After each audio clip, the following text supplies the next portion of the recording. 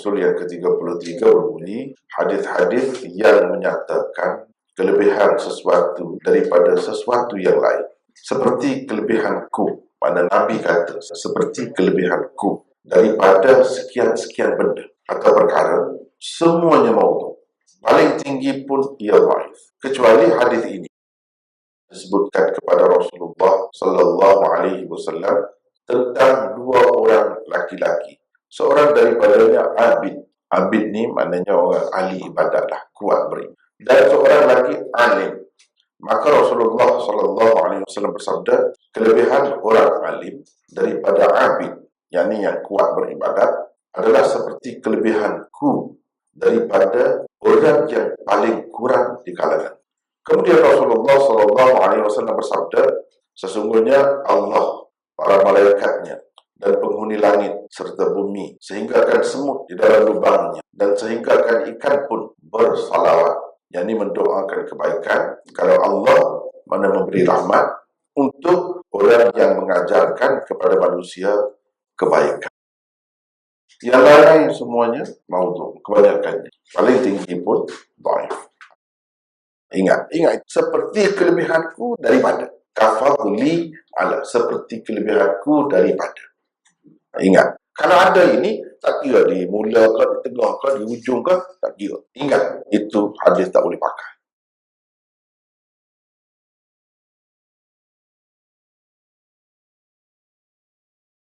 Contoh pertama, fadlul faqir ala al-ghani, kafadli ala jami'i khalqillah ta'ala. Maksudnya, kelebihan orang fakir, yakni orang miskin, daripada orang kaya, seperti kelebihanku daripada sekalian makhluk Allah.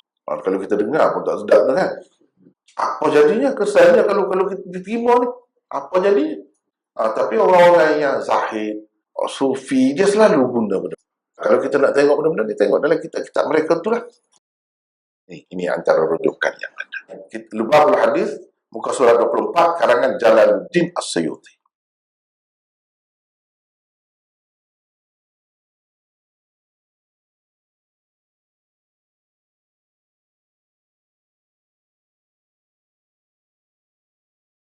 Komentar. Itu hadis contoh pertama tidak diketahui asal dan punca. Mana dalam istilah hadis disebut la aslalahu. Hadal hadis la aslalahu. As-Suyuti telah mengemukakannya tanpa sanad. Patutlah ada ulama mengatakan As-Suyuti sebagai Hatibul Lail. Ini gelaran yang diberikan kepada Suyuti, gelaran yang tidak baiklah. Mudah-mudahan Allah SWT mengampunkannya. Pemungut kayu api di waktu malam, itu makna Hatibul Lail. Orang yang memungut kayu api di waktu malam tidak nampak kayu yang dipungutnya itu macam mana keadaan. Dia juga tidak nampak sama ada di celah-celah kayu yang dipungutnya itu ada ular, kala jengking, atau lain-lain yang membahayakannya. Kalau kita nak kata Jalaluddin As-Suyuti ini orang yang hebat, seorang yang memang tokoh diterima, paling tinggi kita kata dia ni sebagai jami'. Kadang nak pungut, nak kutip, lepas tu kamu fikir sendirilah. Kamu tengoklah, kamu buat kajian lah, kamu tapislah. Diminta mempunyai sikap ini apabila berhadapan dengan tokoh-tokoh supaya kita jadi tidak buruk sangka terhadap mereka. Jadi mereka bermaksud sekadar mengumpul apa yang dia bertemu, dia kumpul. Soal nak memeriksa orang kemudian yang belajar. Kalau kita letak di situ boleh lah. Sebab kalau kita letak dia sengaja nak saya bahas hadis maudhu, teruk jadi. Kandungan hadis sangat bahaya kepada umat Islam. Ia menggambarkan kemiskinan sebagai suatu istimewaan yang tidak ada tolok bandingnya. Orang fakir, yang miskin, dikatakan lebih istimewa daripada orang kaya. Seperti kelebihan Nabi Muhammad daripada sekalian makhluk Allah. Waktu kelebihan tu kan? Istimewaan ni macam mana? Mana eloklah kalau kita cari kan? Gitulah. Satu keistimewaan. Kalau nak dapat keistimewaan seperti keistimewaan Nabi daripada sekalian makhluk, jadilah orang miskin. Gitulah kesimpulannya. Jadi nak jadi orang miskin, jangan kerja lah. Jangan buat apa-apa lah. Dia akan pergi ke situ.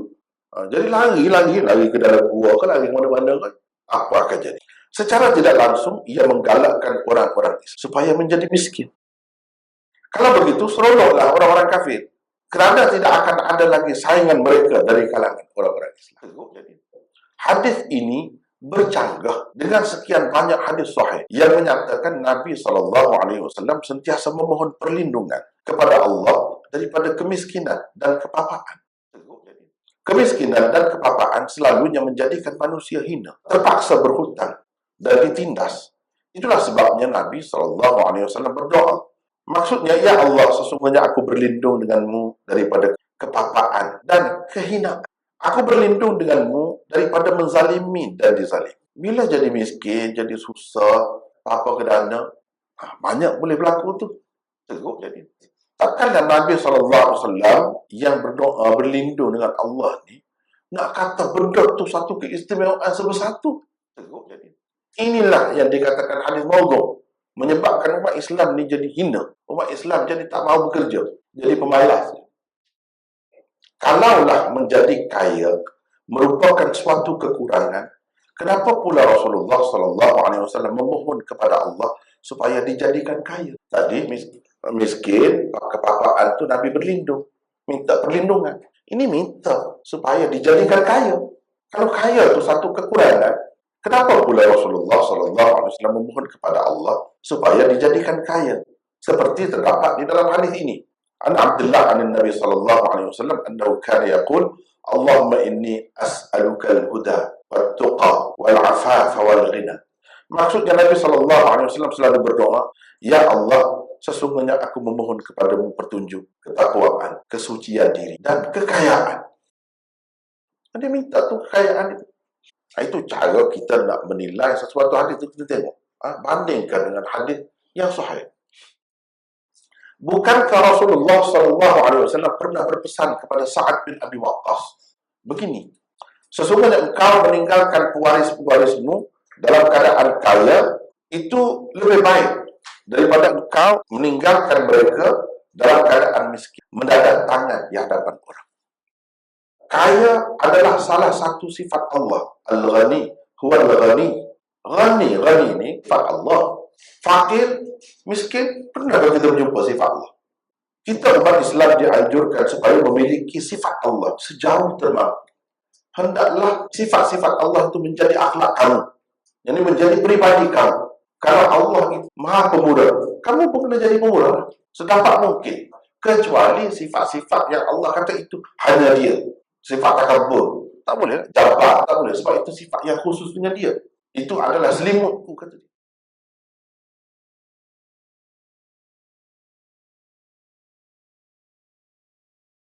Contoh kedua, Sayyidul Adhan al-Banafsaj, wa inna fadla al-Banafsaj ala sa'iril adhan kafadli ala sa'iril rijal. Maksudnya penghulu minyak adalah minyak bunga violet, dan kelebihan minyak bunga violet daripada sekalian minyak-minyak yang lain adalah seperti kelebihanku daripada sekalian manusia. Kelebihanku, ada sebut gitu, daripada sekalian manusia. Contoh kedua dikemukakan oleh As-Suyuti juga di dalam Jam'ul Jawami', Ali Al-Muttaqi Al-Hindi di dalam Kanzul Ummal.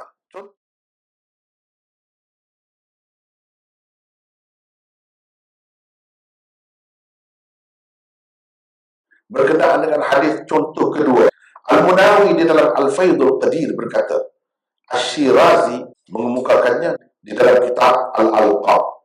Hadis ini mempunyai banyak salurannya, semuanya ma'lul, berilah. Kata Ibnul Qayyim di dalam At-Tanqih, hadis ini karut lagi maudhu'. Ini pada hadis contoh kedua itu, selain terdapat usul ke-33 yang sedang dibincangkan sekarang, terdapat juga padanya usul ke-25 yang menyatakan kelebihan minyak-minyak tertentu. Maknanya kalau dalam sesuatu hadis itu ada beberapa usul yang kita lagi teruklah. Dengan adanya kedua-dua usul ini lebih jelas lagi lah menunjukkan kepalsuannya.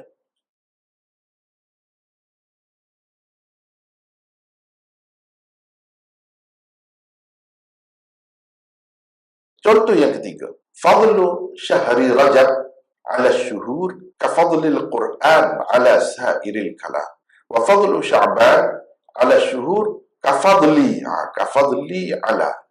ala sairil anbiya, wa fadlu syahri Ramadan kafadlillah ala sairil ibad. Maksudnya kelebihan bulan Rajab daripada bulan-bulan yang lain seperti kelebihan Al-Quran daripada sekalian kalam yang lain. Kelebihan bulan Sya'ban daripada bulan-bulan yang lain seperti kelebihanku daripada sekalian Nabi, dan kelebihan bulan Ramadan seperti kelebihan Allah daripada sekalian makhluk. Contoh ketiga pula dikemukakan oleh Al-Ajaluni di dalam Kashful Khafa dan seterusnya.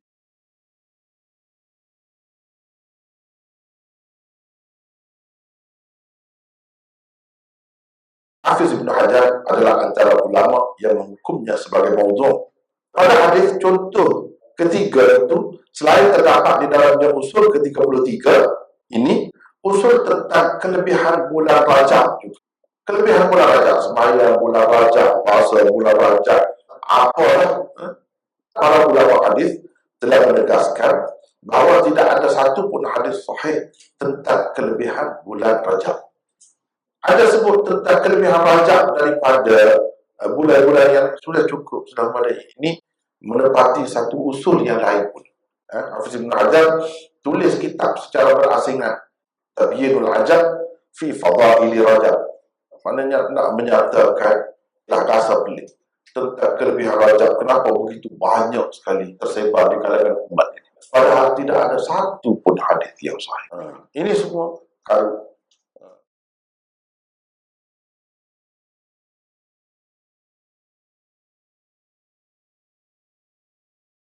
apa yang jadi tersebar dengan meluas benda ni? Sebab pengajian hadis tidak meluas di suatu ketika dahulu. Bukan tak ada belajar hadis, tapi hadis ni macam itulah. Al-Jawharul Mawhub, kemudian yang tidak secara tahqiq, tidak ada takhrij, tidak ada apa semua. Pakai baca begitu. Ada, bukan tak ada. Daripada awal lagi sudah ada. Tapi hadis-hadis yang macam itulah yang tersebar.